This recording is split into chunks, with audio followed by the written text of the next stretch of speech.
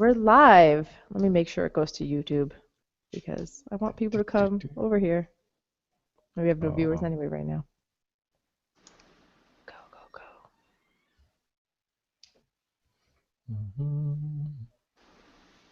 Do the thing. Go live. Do. There, it's going. Woohoo! Perfect. Okay. We're live. Finally. Probably everybody just saw me say that for like 10 minutes, but there's a latency. Okay. Laugh.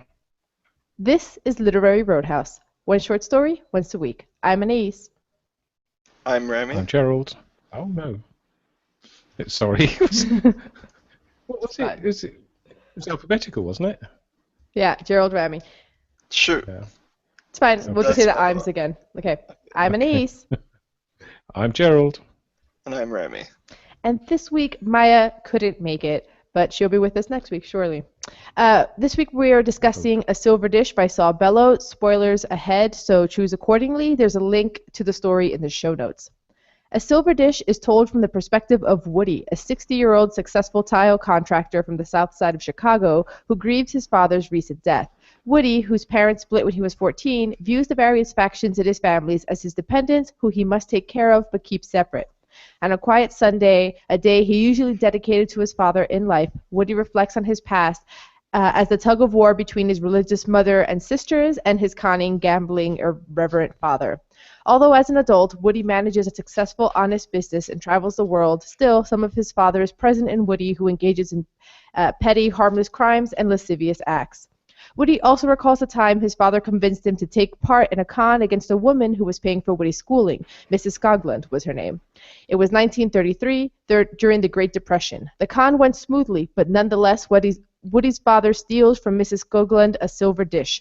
Father and son fight over this theft, but father eventually wins out. Years later, Pop claims he stole the dish to save Woody from the influences of the religious women in his life. Okay. Mm. Top Nice. level.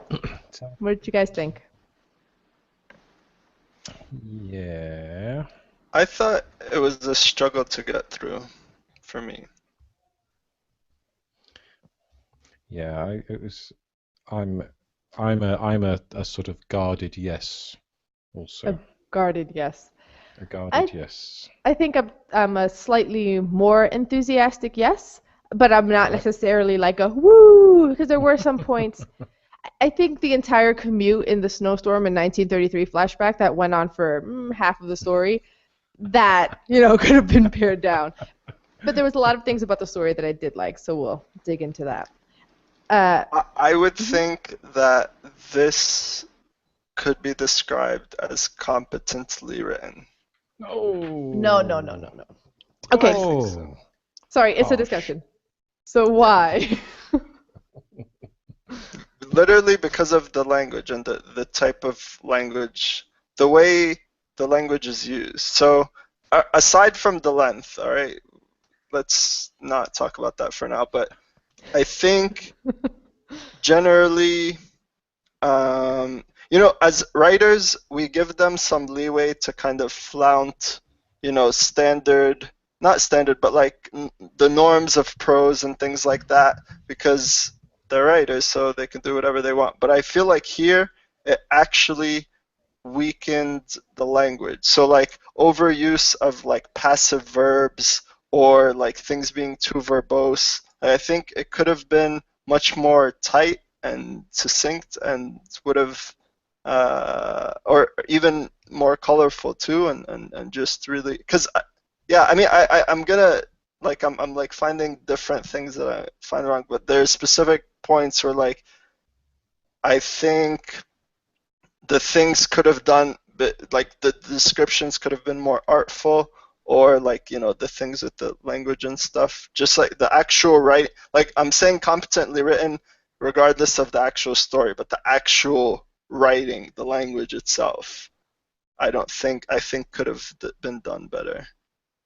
Like I feel like in some cases, you like for example in the beginning when he describes the buffalo being eaten by the crocodile in Africa, I think that could have been portrayed more artfully in it. He writes as if like I would, if it was me relaying to my friend or something what I saw, and it's not like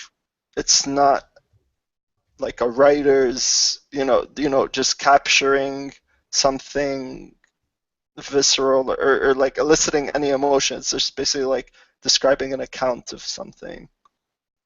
Mm-hmm. And he wasn't talking about it from like the characters or like perspective or something, so we could say, oh, that's how the character saw it. But he did use it as kind of like this omniscient narrator, just like overseeing stuff. So I think things could have been portrayed more colorfully or better, just overall, yeah. Would you agree, Gerald? Yeah. I absolutely. It was. I thought it was overlong. I thought it was slightly, as you said, slightly rambling in parts.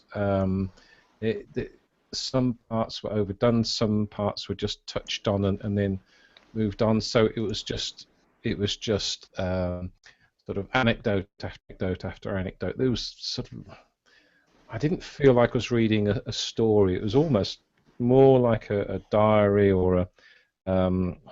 It wasn't as good as I'd hoped it to be, and yeah, I had problems with the point of view too, because it was sort of third person, but the narrative referred to Pop, which is like a very personal term.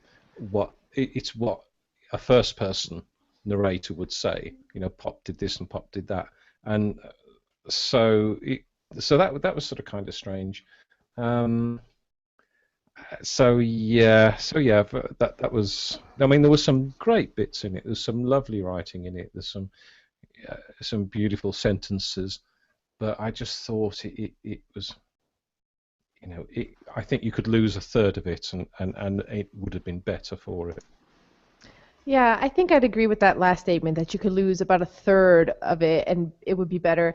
Although I kind of liked the cadence of it and his style and the prose. I understand what Rami's saying, where sometimes some of the flourishes you'd have to reread a sentence or it would sort of lack emotional weight, but it had this sort of cadence that made me think of the 50s, 60s, and 70s type of writing, where like I feel like this was very on trend. This sort of like it was like polite American intellectual class tone for really sort of horrible kind of debauch stories and characters that you're like, this tone doesn't really match with the characters that you're portraying, especially in the case of Pop, but really for quite a few of the characters, and even Woody in the flashbacks especially. So I kind of had a strange nostalgia for that, because I feel like that style isn't really as common nowadays, where I feel like now a lot of times the trend is that the prose matches sort of like the character, and that wasn't so much so at the time when this was being written. Right. But despite this nostalgia, I think my eyes glazed over in the lengthy description of like the room in Mrs. Goglin's mansion with the wood paneling and the stove and the Chinese shelf and the cabinet. I was like, no, I can't with this description anymore. And because it was just so yeah, I think there, yeah, wasn't it? It's an Axminster carpet. It's this, it's that, and there's sort of no depth to it, no resonance, no sort of feeling about it. It's just a room with stuff in it. It almost felt a little bit like I stopped Googling all the words I didn't know that have to do with interior design and decor, because I was like, I almost feel like he's just showing off his interior decor vocabulary. Very good. Illuminated nothing. I did wonder how many Americans would know about Axminster carpets, but there you go. Well, but like Gerald said, there were some beautiful lines. What really popped out at me towards the beginning was, after that Thanksgiving, Pop gradually sank as if he had a slow leak. There was a lot of really nice lines. But you had to wade through shelves and cabinets and. Thank you for bringing up Thanksgiving. Could someone please explain to me? No, I said thanks for bringing up Thanksgiving. Could someone please explain to me the part where he smuggled hashish out from Uganda so he could stuff it into his Thanksgiving turkey? Oh, yeah, I don't know. What? Straight over my head, too. Yeah. Is he using the turkey as a hookah? Because is this a thing? Putting hashish in a turkey? I've never heard of this. I don't know. But he got away with it, and the Thanksgiving turkey was I just let stuffed it with go. hashish. Yeah. Mm-hmm. It was strange. What, I don't what know. about putting it into cake? If there, we have 2 viewers. If anyone knows about stuffing turkeys with hashish, please illuminate us. Ah. Yeah, because we're innocent. Yeah, there was another. Where's it gone? There was another great line when he was talking about the bell. He talked about the bells a lot, to be honest. But he said, there's one point he said, a bell was a one-way throat and only had one thing to tell you, and simply told it. I thought that's a nice line. It's such a shame that there's so many bits that you just think you're overdone and you're overdoing it. And you're just putting too much into this, and there's another line later on where he was talking about his father coming to America, and he said he became an American, and America never knew it. I thought, what a great, it tells you such a lot, but in such a lovely way. Yeah, yeah, you can see because he's a very famous author, Nobel Prize winner in literature, Pulitzer Prize winner, and I think like Gerald said, I think you almost expect more when you hear that, and then it's like we probably missed that whatever was the work that won him those awards or those works, and we're reading something else, which isn't to say that this isn't very good. It is, but there's, it's almost like when you come in with that resume, I better be blown away at all times and Wait, never get the bored by author your of room. this story is a Nobel laureate? Mm-hmm. Oh, Mm. that is Oh, surprising. he's a very famous short story writer. He's well, I was going to say he's up there with Hemingway, but he isn't. But he's, of course, but he's often mentioned in the same breath as Hemingway. So yeah, Yeah. it's By the way, strange. Maya's in the Very. comment section, Ah, just if you want to say hi to her. is this on Um, YouTube? yeah, it's on YouTube. Do you want the link so you can Okay. see her and her comments? Oh, it's okay. I can find it. You We can can read get them cut out out. for us, Anais. Huh? You can read out her comments for us if you want. Okay. She just says hi and such great comments. Okay, so let's talk about the characters because this is very much a character-driven story. What did you guys make of, let's start with Woody, the narrator, sort of.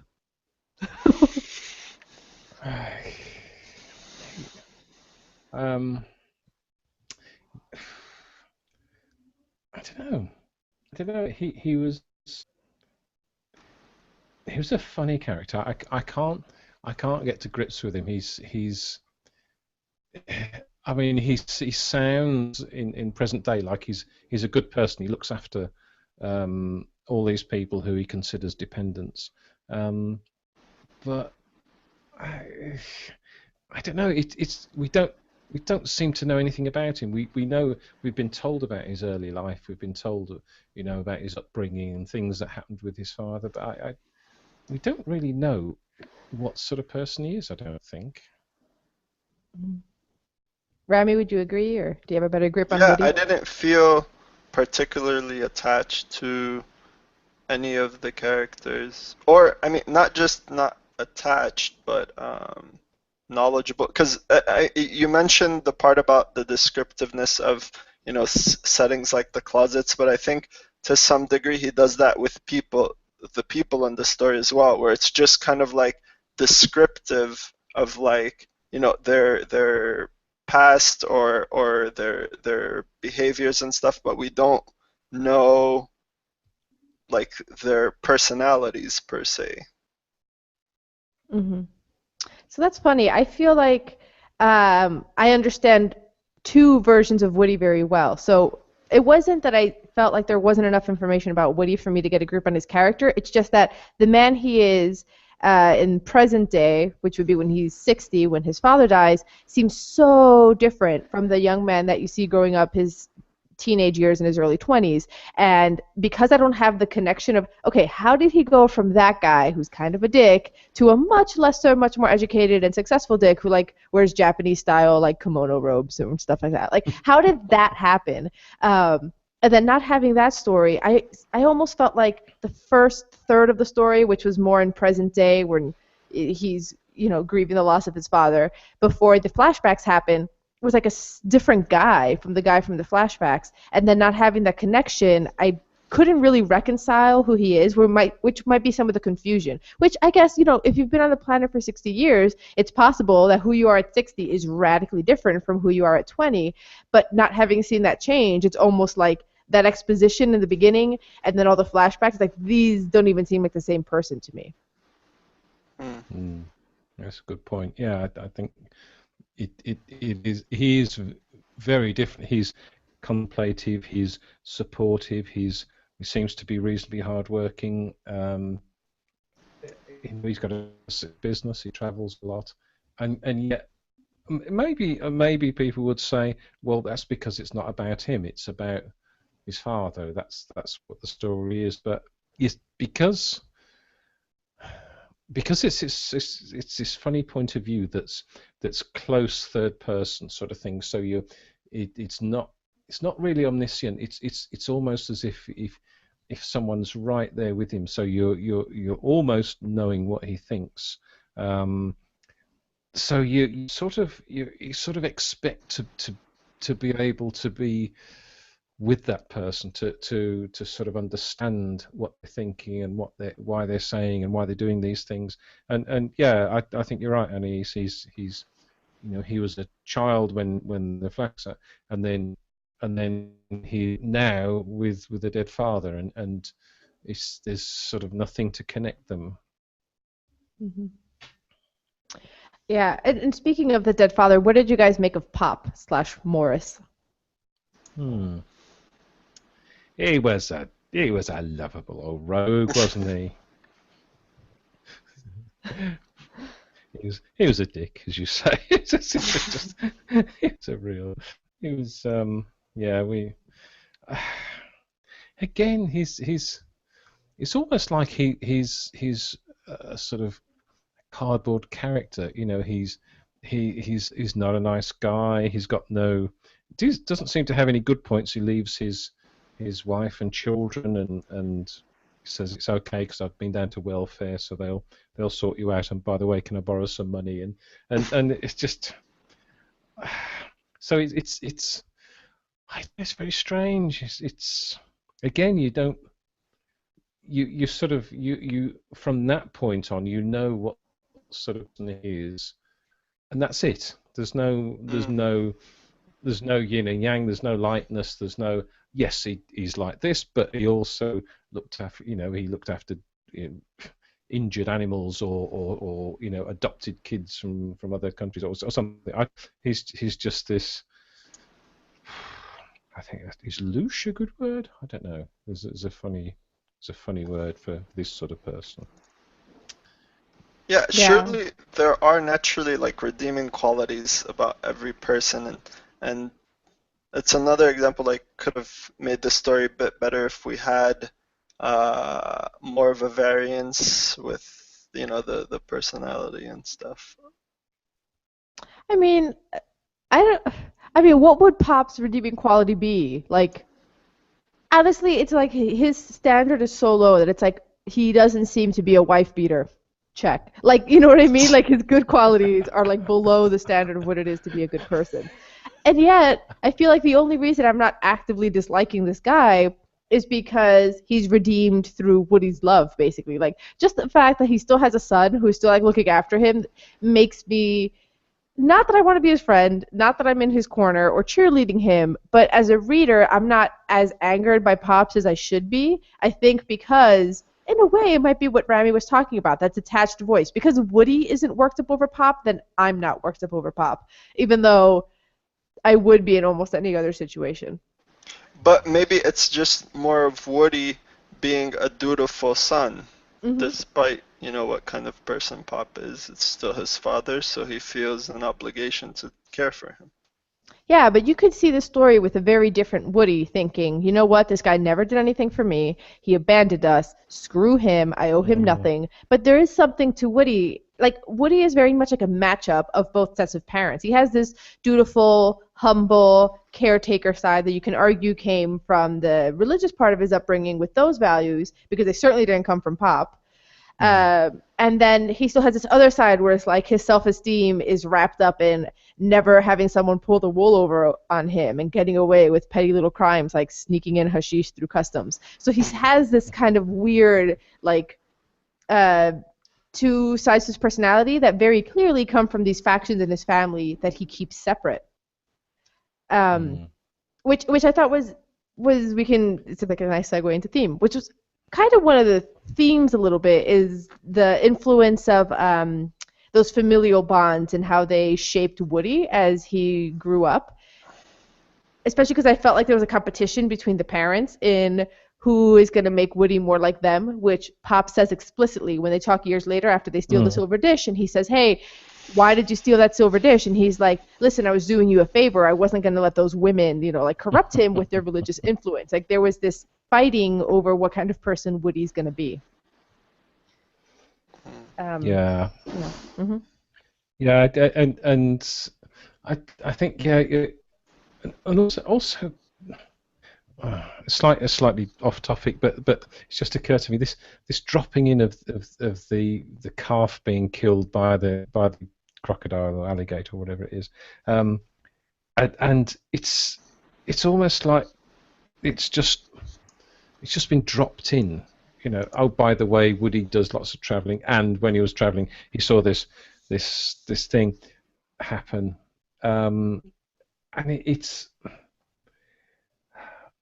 So it's there. It's almost there to remind you that it's about death, and it's about the feelings he has for this no father that are still sort of unbreakable after all this time, and after everything that the father didn't do for him. And you just, part of me thinks, wake up. He's a no good father. Just live your life. Don't waste your time on him. It's I don't know. No, I hear I'm what you're torn saying. by this story. Yeah.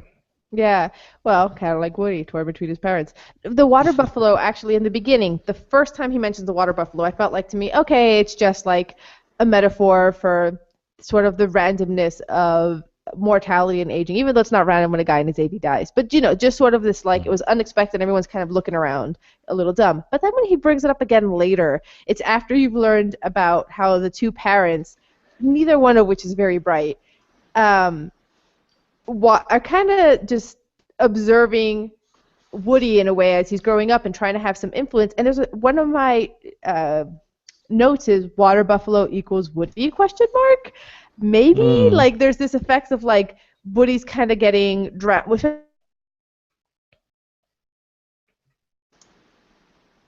being used by Aunt Rebecca and the mother and the Christians on one side, and by his father on the other side as a part of cons, and nobody's really paying attention to Woody's needs. That's not explicitly stated, but if you see the water buffalo as a symbol for Woody, then there is this kind of like he just gets sucked under everything that's happening above. But again, that's me just, it was the second time that it came up. I'm like, why is this coming up again? It's been a while since we talked about the death, so I just kind of put a question mark. Like, I haven't convinced myself of that argument, but it could be there.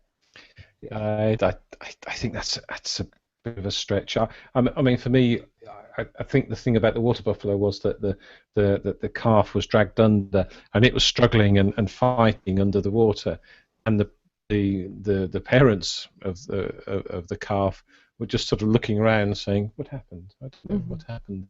And the first time he mentioned that he said he drifted by or floated by or something, and I wondered whether he was trying to say this stuff happens and it's traumatic and it's violent, but life just sort of keeps, life goes by while it's happening. So. But then that didn't seem to have a sort of corresponding part in the main story, so I don't know. Rami, did you make anything of the water buffalo? I didn't until you said that, but maybe I can kind of see what you mean by it being a metaphor for Woody. Yeah, you're like, question mark as well. Yeah, I will. sure. I'll sign off on the question mark. Could be. Very good, yeah. Yeah, and one thing I thought was interesting is, so you have these two very strong points of view. You have the guy, the Pop, who's like, no fakeness, no snobbery. This is how it is. I'm gonna gamble and I'm gonna like live my life, you know. And then you have the other side, which is like this false spirituality, this slight snobbery, not that slight snobbery about living your life that way. And neither one of these factions is financially independent or better off. They both rely on Woody. Like it's kind of like they're both living poor and not squalor, but not exactly great lives, despite their extreme and opposing worldviews. And then Woody has this sort of weird mashup, and he's a bit more successful, which again isn't explicit. I don't think it's an explicit thing that this story is about. It's much more obviously about death and aging, but it was there, and that was probably what I enjoyed a little bit more. I don't know if you guys picked up on that. Yeah, I wondered whether it was because he states that his sisters, one of which ends up in a sort of sanatorium, mental hospital, and they both have mental health issues, and I sort of wonder whether that was a comment on religion and on piety and you know you can believe in God and you can do all this sort of stuff, but it doesn't get there's this it doesn't get you in life, which is sort of I think there were one or two little points to the story that sort of it showed sort of religion as because all sorts of different religions were featured, so it showed religion, but it showed the underside of religion that people were I don't know, sort of normal, were almost like they were playing at religion. Mm-hmm. Maybe. Yeah, he explicitly states that the mom was playing at religion, not actually spiritual. But I would counter that with saying it's not like the non-religious people were better off either, right? So there was this yeah.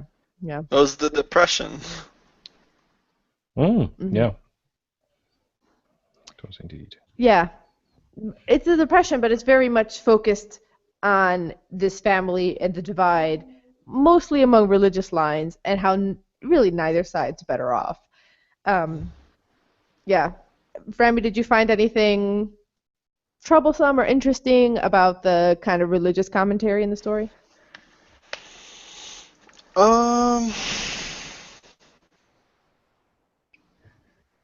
Not particularly. I mean, obviously, yeah, there is that divide. But yeah, I don't have much to add to it. Okay.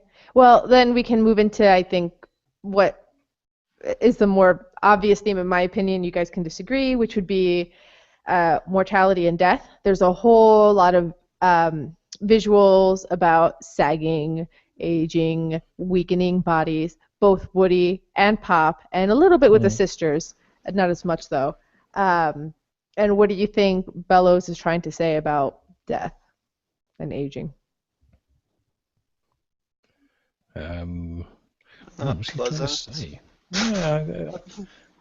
Yeah, I guess he's trying to say, Unavoidable. it's not a nice thing. It's not, it's not sort of going to meet your maker in a halo of light or something. It's not a nice thing to go towards death. Mm-hmm. Even though Pop chooses in a way, right? Obviously not. Pop's gonna die no matter what. But Pop has that final moment where he's like pulling out the tubes, and there's that parallel between Woody trying to pin down his father and trying to get him not to give in to death. That then parallels nicely to when they fought over the silver dish. When he's trying to get him not to steal, and in both cases, Pop escapes him. And this is explicitly stated in the story in a way that I think a lot of short stories don't do. They don't explicitly tell you like, look at this parallel. I'm kind of glad he did though, because I might have missed it otherwise. So thanks. Yeah, that's true. Yeah. Yeah. Yeah. I don't know if that changes what he says about death. What do you guys think? I don't know. It's. I don't think so. I just think, yeah, he looks as if he's commentating on lots of things through the story. So he's commentating on death. Obviously, he's commentating on religion, on families and familial relationships, and it's, I think, because trying to put too much commentary in, the story loses its stories for me. I think maybe that's it. Maybe it's almost as if he's trying too hard. Hmm. Mhm. Don't know. Yeah, that whole scene with the hospital and stuff, it got me more thinking about the medical system more than anything else. Because you know how, like, I think this is still kind of a current issue with the debate over like assisted suicide and stuff like that, and like if people have that option versus, and I mean this isn't assisted suicide, but it just brought this thought to my head, and like or like people refusing medical attention and like kind of basically like taking their chances just living naturally for like quality of life's sake and stuff. Mhm. I mean, it kind of makes sense that if somebody is going to feel like I also controlled it, it'd be Pop, right? He doesn't surrender too much. Mm. Yeah. But because the story is really, a lot of it has to do with Woody and the way that he's grieving. One thing that was really strange about the story is it started with this whole like, how do you grieve someone in this world where we like know everything and we understand why people age and die? Like there was this kind of like in the beginning, I thought it was going to be about that. I thought it was going to be about how like in the modern era where there's all this information, you're constantly being exposed to death. There was that beautiful line about how one death happens in one part of the world and it sort of ripples across the globe through news outlets. I thought it was going to be about that, except Woody didn't seem to have a hard time grieving. He was doing a very good job of grieving. So that there was something about the exposition that like didn't set me up for what the story was about. Yeah, I think Gerald might have captured it pretty well, that what we're looking at might be more of a commentary than a story. So like he maybe he's like inserting different events or whatnot as a way to provide commentary versus starting out with a story and then making some commentary on the story. Mm-hmm.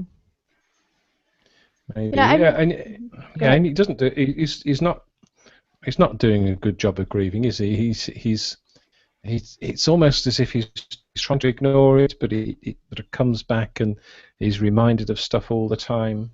I don't know. I think it's really hard to get a hold of this story because we can't get hold of the characters. I think that's the underlying problem, that the characters are there as a means of propelling the story forward rather than being characterful in themselves and being so. For me, a short story has to be about character principally and foremost, so that you relate to the character, you can understand the character, and then through that character you enjoy their or you live their story, you enjoy their story, and I think I'm sort of struggling to feel the story because I don't feel any of the characters. Mm-hmm. That's funny. I wouldn't say that my experience is quite that muted, I guess would be the word. Mm-hmm. Because there were moments that I did feel, there were moments that did resonate with me. The first time when he talks about the blot in his chest, that felt a little bit, it was like this like painful nostalgia, and like I know what that is after somebody that you're close to dies. You like remember something and maybe that memory's a little funny and you kind of still laugh at that memory, but it's still very painful. So there were some moments that seemed to touch on very real human condition type of commentary, and then also just some great cultural and political stuff in there as well. Mm-hmm. And maybe some where you're like, that was very 1970s. Like when he's talking about like all of the workers, and he's like, the Poles, the Greeks, and the respectable blacks. Why is the respectable there? Like, there's some stuff that I was like, this is very okay, Saul Bellows. Like, of its time. yeah, a man of your time. It passes because it's not about that, but all right. I missed that. Yeah. Yeah.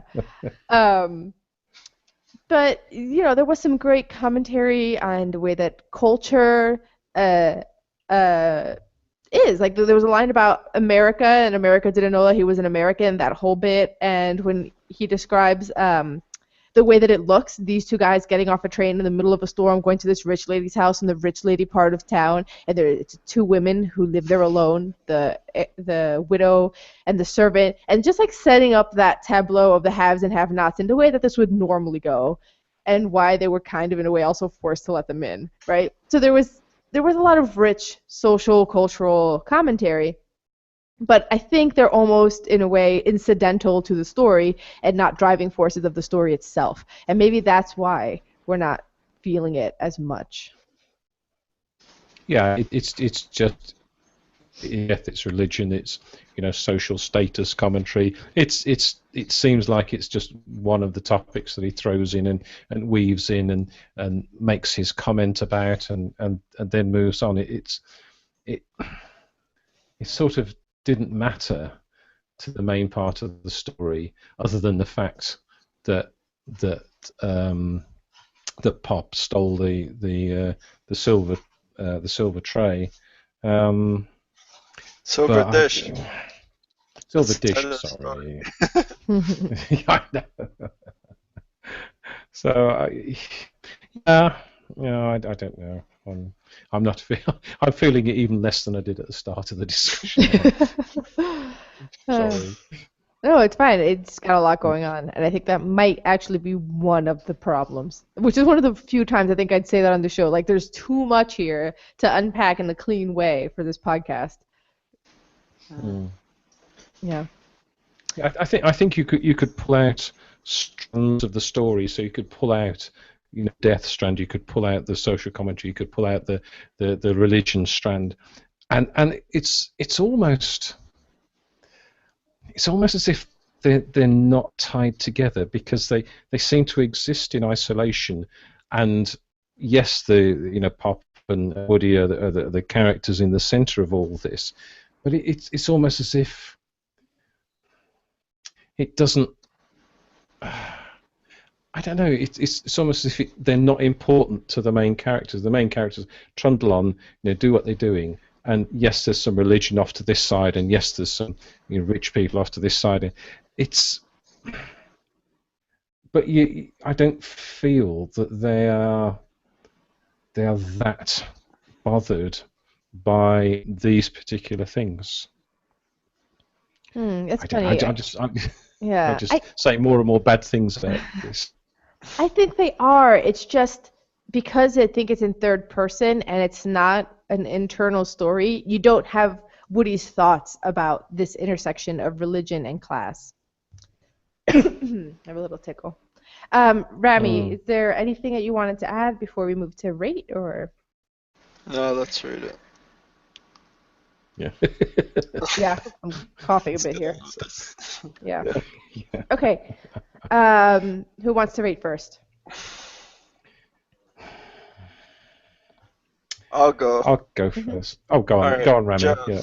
No, I cede the floor. I don't know. This is really hard.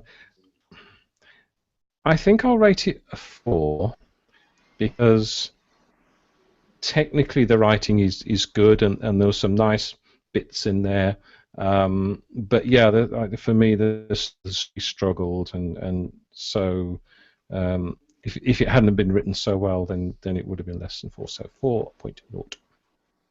Okay, Rami. Wow, I wasn't expecting you to go that high. So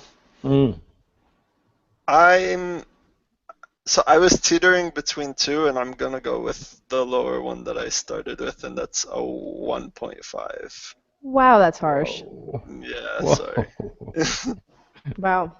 Yeah, Yeah, I came in at a 5. I almost went down to a 4.5, but I think I'm going to stay at a 5. All It's right. still really good. I almost feel like this is a story that I'm just like, it almost makes me feel too dumb for it. Like, I'm just like, there's Mm. a lot going on here, and I can kind of tie it together through Woody, but there's probably some stuff that I'm missing as well. And the writing, I enjoyed a lot. So, Okay. okay. Yeah. It's Cool time to beans. choose next week's story. And like Pop, who is into gambling, we're going to gamble for it. But first, put in your bets, which is your stories. Okay. Stake your claim. I'm going to keep on recommending Carve magazine stories until I win. So Go for it. it's yeah. So it's Restoration by Anne Justin Williams from Carve magazine. Okay. So I found another story in the New Yorker. This one is called Letting Go by David Sedaris. Oh, that'd be fun to read. Hope so. Yeah. Okay. Mhm. So I sent you guys a link so we can all see the same dice rolling together. The way that the game's going to work is going to be very simple. I'm going to roll 3 6-sided dice, so the total can be between 3 and 18. You guys are going to tell me if my next roll is going to be higher or lower than the one that I just got. So if I roll and I get a 10, you're going to tell me is that the next one going to be higher or lower than 10. And the first one to get 5 points wins. So it's two dice, It's 3. So the score is going to be between 3 and 18. 3 and 18. Fantastic. Yep, that's it. Very simple. Can we have a practice? Great, Just try it once. Let me see how it's gonna look. Okay, this is a practice. So I just rolled and I got a 10. Wow. So you guys are going to tell me higher or lower than 10. So we Okay. have to alternate. All right, but what if? But so we can't both say the same thing.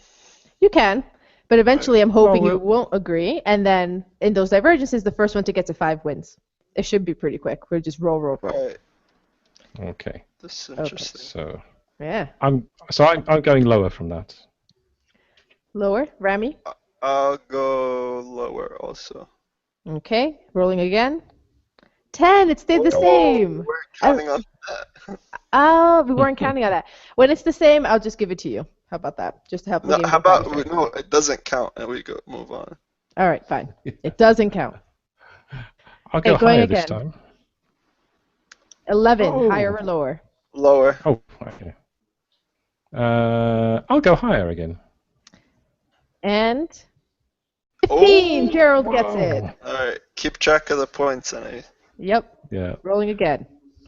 Oh, wait. I did too many No, dice by that's- accident. That's not right. 123. Okay. This time it's a 15. Higher or lower? lower. Lower. 12. Yes. You both get a point. You Okay. could just carry on, and we can go Oh, from. true. Okay, from higher or here. lower than 12? Lower. I'll say higher. Higher, Whoa. Gerald. He's a gambling man. Yeah. Yeah. No, not at all. I'm going lower. Lower. All right, then 13. Higher or lower than Lower. 13? You both say lower. 14. Neither one gets a Ooh. point. Oh my goodness. Higher or lower than going. 14? You sound like a right huckster. Mhm. Lower. Lower, please. Both lower. You both get a Hey. point. Yes, I'm on Gerald the board. is at 4. Rami is at 2. So if Gerald Ooh. gets this, he wins. But Rami can make a comeback. How'd you get to 4 already? Okay. Genius. Oh, because we both got a point. I'll go lower from this. I'll go higher. Okay, higher or lower than 11?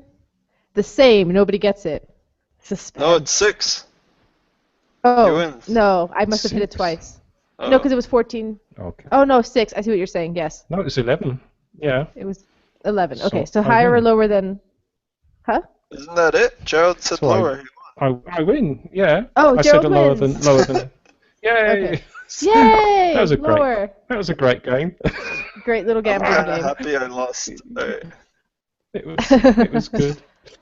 But yeah, it's Right. Wow. Good job. So I win. Hurrah! So next time we're going to Carve magazine. Woohoo! And the story is called Restoration by Anne Jocelyn Williams. Okay. But before you go, you need to help us out. We're in dire straits, and only comments on our website at literaryroadhouse.com can get us out of this bind. And if you feel the comment section is too godless for your tastes, then worship by leaving a review on iTunes, Stitcher, and Spreaker. Those comments make or break our podcast souls. Also, this show may be your main squeeze, but we all know about your two mistresses, those other audio hussies, the Literary Roadhouse Book Club and the Bradbury Challenge. And frankly, we can see the appeal. Also, did you know we live in a podcast cottage going slowly insane? Please help us cover our expenses at patreon.com/literaryroadhouse. Every bit helps. And as always, share this podcast with the Abraham Lincoln automaton in your life. Until next time, read a good story. I'm going to leave it broadcasting a little because Maya's talking. Alright. She says that No, Maya, I made up this drinking game. She says it's a repurposed drinking game from Mom. Nope, I made it up. Using a nerdy tabletop RPG dice rolling room. That's it's also awesome outro, by the way. Oh, Yeah. thanks. You're good at this. Okay. Right. Well, I'm gonna scoot now. Okay. I'm gonna stop broadcasting. Bye, Maya. Bye, Gerald. Rami. Alright, see ya. Bye. See you. Bye bye.